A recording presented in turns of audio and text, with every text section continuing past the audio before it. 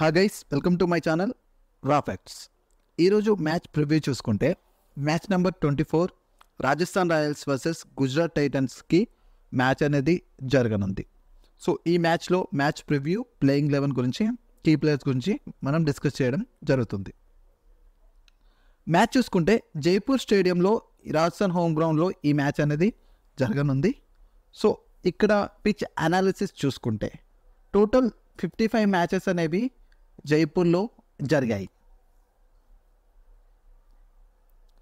ఇందులో first batting చేసిన team 20 matches అనేవి విన్ అయింది.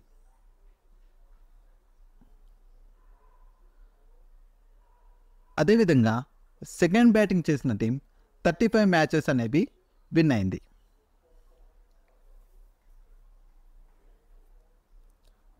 ఇక్కడ యావరేజ్ స్కోర్ చూసుకుంటే 161గా ఉంది.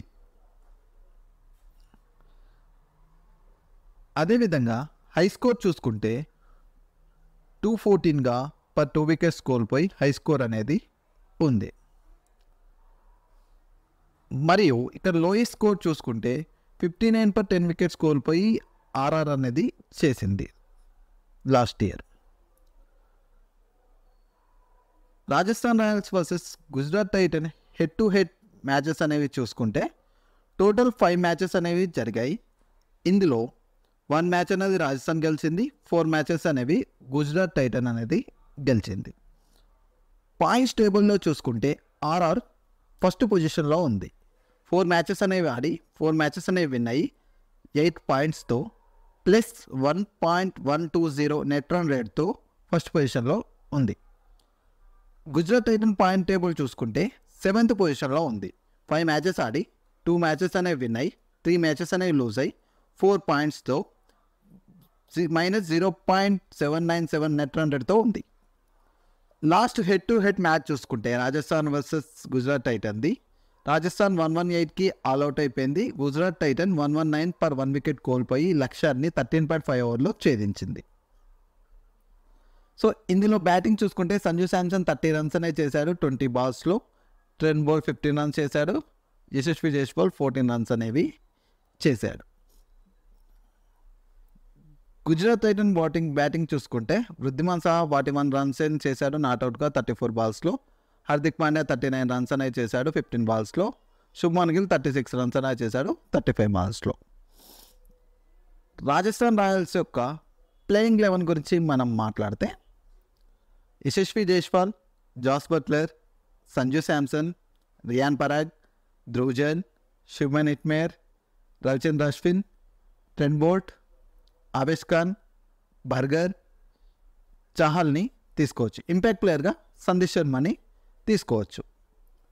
ఆర్ఐ యొక్క కీ ప్లేయర్స్ గురించి మనం మాట్లాడితే Jos Buttler last match RCB మ్యాచ్లో 100 రన్స్ అనేవి చేశాడు. ఇందులో 9 4s 4 6sగా ఉన్నాయి. సంజు శాంసన్ టోటల్ 4 మ్యాచెస్లో 178 రన్స్ అనేవి చేశాడు. ఇందులో 17 4s 8 6sగా ఉన్నాయి.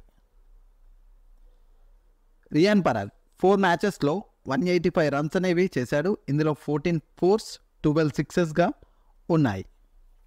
అదేవిధంగా ఆర్ఆర్ బౌలింగ్ చూసుకుంటే చాహల్ 4 మ్యాచెస్ ఆడి 8 వికెట్స్ అనేవి తీశాడు. అదేవిధంగా బర్గర్ 4 మ్యాచెస్ ఆడి 6 వికెట్స్ అనేవి తీశాడు.